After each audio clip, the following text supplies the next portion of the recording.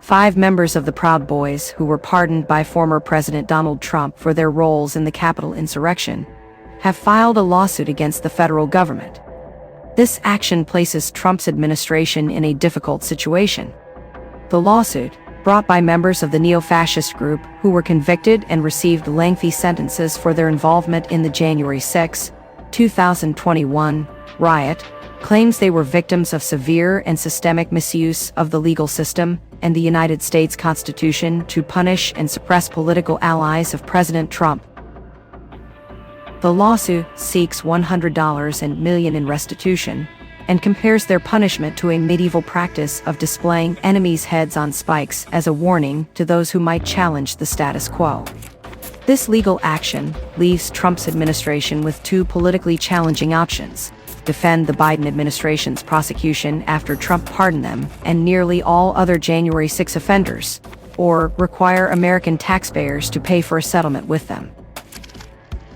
Among the plaintiffs is Proud Boys leader Enrique Tarrio, who was convicted of planning the Capitol attack and sentenced to 22 years in prison, the longest sentence given to anyone tried over January 6. At a press conference, Tarrio described the lawsuit as an opportunity for Trump's Attorney General, Pam Bondi, to correct the Biden administration's mistakes. He expressed trust in President Trump's judgment. Other men involved include Ethan Nordian, Joe Biggs, and Zachary Rell, who were found guilty of leading the attack in Tarrio's absence due to his prior arrest that barred him from entering Washington, D.C. They received sentences of 18, 17, and 15 years, respectively.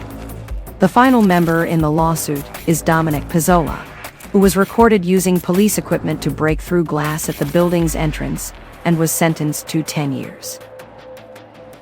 The White House did not immediately comment on the lawsuit, which describes the Proud Boys as a patriotic activist organization for young men. The complaint details how the men suffered during detention, experiencing solitary confinement under poor conditions, and being denied visits from family and lawyers. Trump referred to them as hostages when he issued his executive order pardoning riot participants in January.